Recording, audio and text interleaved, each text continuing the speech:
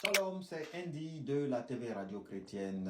Très heureux ce matin encore de m'adresser à vous, peuple de Dieu, les hommes de la terre, les femmes de la terre, les hommes du monde entier.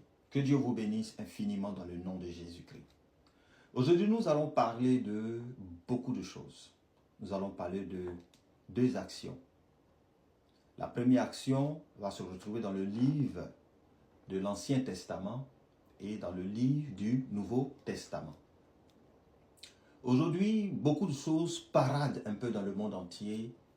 Cela affecte des personnes, cela affecte des femmes, cela affecte des hommes, cela affecte des enfants. Et le monde à lequel nous appartenons aujourd'hui regorge de beaucoup de mauvaises choses. Est-ce que nous avons retenu à la leçon? Est-ce que nous sommes allés à l'école? Nous avons été des bons élèves ou soit nous avons été des mauvais élèves? Est-ce que nous avons compris véritablement nos leçons? Nous avons appris nos leçons. C'est vrai, la parole de Dieu nous révèle dans le livre de Osée au chapitre 4, au verset 6, « Mon peuple est détruit par manque de connaissances. » C'est vrai, il y a eu beaucoup d'hommes de Dieu et il y en aura toujours. Et la parole de Dieu la souligne dans le Nouveau Testament, que je paraphrase pour m'empiéter un peu sur mon développement. La parole de Dieu nous dit tout simplement que Dieu a établi des pasteurs, des évangélistes, des prophètes, en tout cas des hommes de Dieu, pour pouvoir annoncer la bonne nouvelle au peuple et au monde entier. Vous êtes le sel de la terre. Allez, je vous donne le pouvoir d'annoncer la bonne nouvelle. Vous ferez comprendre cette bonne nouvelle-là à ces personnes avec qui vous vivez. Vous avez reçu cette parole. Et je vous l'ai donnée gratuitement.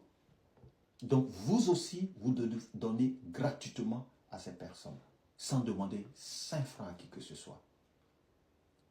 Nous devons enseigner cette parole correctement, en bonne et éduque forme, pour que le monde entier puisse comprendre véritablement qu'est-ce qui est écrit dans cette parole. Laissez-moi vous dire une seule chose. Cette parole est apparentée à tout le monde. Mais qui utilise cette parole réellement? Qui la met en pratique? Je n'y crois pas que beaucoup d'entre nous la mettent en pratique. Parce que cette parole est tellement large et remplie de connaissances, raison pour laquelle la parole de Dieu qui nous dit dans le livre d'Osée, le peuple de Dieu que nous sommes est détruit parce qu'elle manque de connaissances. Je reviens terre à terre très rapidement sur mon développement. Je prends le livre du Nouveau ou de l'Ancien Testament, d'abord pour commencer. Dieu a expliqué beaucoup de choses dans l'Ancien Testament. Un testament, c'est quelque chose qu'on te donne. Toi qui es enfant légitime, ou toi qui es l'aîné, ou soit les enfants, on vous donne ce testament pour valoir acquis de droit, afin que ce testament qui t'a été réservé soit pour toi quelque chose que tu retiendras, que tu sauras. Qu'est-ce que tu as, qu'est-ce que tu dois avoir. Tout est écrit dans ce testament. Raison pour laquelle il y a l'Ancien et le Nouveau Testament. Le Nouveau Testament, pareil. Ce qui n'a pas été dit dans l'Ancien a été rédigé encore dans le Nouveau Testament. Donc, dans l'Ancien Testament, il est écrit, voici le bien, voici le mal. Et la parole de Dieu nous explique bien ces choses. Il dit, toi, homme, je mets la vie devant toi. Je mets la mort devant toi. Mais moi, Dieu, qui suis en train de rédiger ce testament pour te donner, pour que tu puisses être bien demain, je te dis de choisir le bien pour que tu puisses vivre. Mais si tu choisis le mal, tu vas mourir. C'est écrit dans l'Ancien Testament. Dans l'Ancien Testament est écrit encore, un homme ne doit pas coucher avec un animal. On trouve cela dans le livre de Lévitique. Au chapitre, ici, je peux peut-être vous lire, mais vous allez la lire à la maison. Chapitre 18, au verset 22.